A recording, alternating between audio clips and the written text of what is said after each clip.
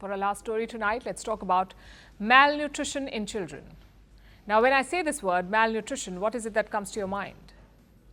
In all likelihood, you're thinking about undernourishment, about underweight children. Well, that's exactly what researchers thought too. For the longest time, when health experts referred to malnourished children, they were talking about underweight children. But not anymore. Today, malnutrition is as much about being underweight as it is about being overweight or even obese, so much so that it is a global crisis. The United Nations has released a new report. It is based on a major global study. It looks at data from the year 2000 to 2022, 2 decades. And here's what it has found. Something unprecedented is unfolding silently the world over. For the first time ever, there are more children in the world who are obese than underweight. And this is happening in all regions of the world except 2, Sub-Saharan Africa and South Asia. Barring these 2, in countries big and small, rich and poor, more children are now obese than underweight. Let's look at the numbers. In the year 2000, nearly 13% children in the world were underweight and just 3% were obese. Now, the past 2 decades, the fight against malnutrition has picked up and it has borne fruit, but mostly in one department. Now, 9.2% children are underweight. It's a commendable drop from 13%. But more than 9% are obese, which is quite the jump. Now, in real terms, 188 million teenagers and children are living with obesity the world over. Do you know what that means? 1 in every 10 children is obese, 1 in 10. And this is just obesity we're talking about. Look at the number of overweight children, which is a totally different category. More than 390 million children are overweight the world over. The numbers have more than doubled over the past 2 decades, and you probably know why this is a problem. Childhood obesity is linked to higher risks of a range of diseases, heart disease, diabetes, even some cancers in later life. But do you know why this is happening? Thanks to junk food, or what is called ultra-processed food.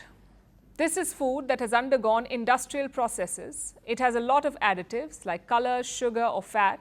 Think sodas and energy drinks, chips and candies, burgers and hot dogs, but also infant formulas, most packaged breads and breakfast cereals. It is all ultra-processed food or UPF, and it is a hit because UPF is cheap, it is tasty, and it is hard to avoid. It is readily available. It dominates everything from grocery stores to school canteens. But the thing is, it is really bad for our bodies. Ultra-processed food is directly linked to 32 health problems, from diabetes and cancer to anxiety, obesity to early death. UPF is linked to a whole lot of things, to poor health. Yet children are consuming more of it. And this is feeding into the obesity crisis. So I guess the question is, who is to blame? Is it the children, who apparently have no self-control? Is it the families who allegedly make poor nutrition choices? Or is it policymakers who fail to regulate ultra-processed foods? According to the United Nations, the primary culprit is unethical business practice, corporate giants who bombard people with unhealthy food. They are the ones at fault, but expecting them to stop is like expecting big tobacco or big tech to forego profits and to do what's right. It will not happen. So we need governments to step in. We need policymakers to shift their thinking, not just to focus on undernutrition, but also obesity. And we need action.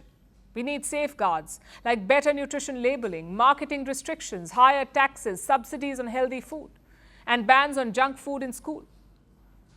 We live in a world where a bag of chips is cheaper than a healthy sandwich, where a bottle of soda is more easily available than fresh fruit or fresh fruit juice, where billions of dollars are spent on marketing processed chocolates.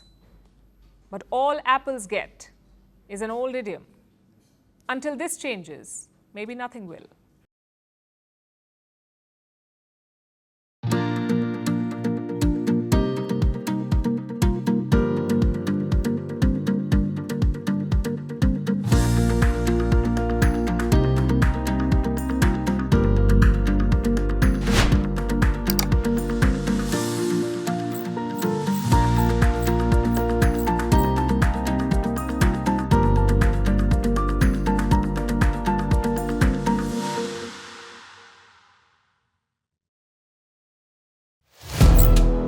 Firstpost now available in 9 languages on YouTube.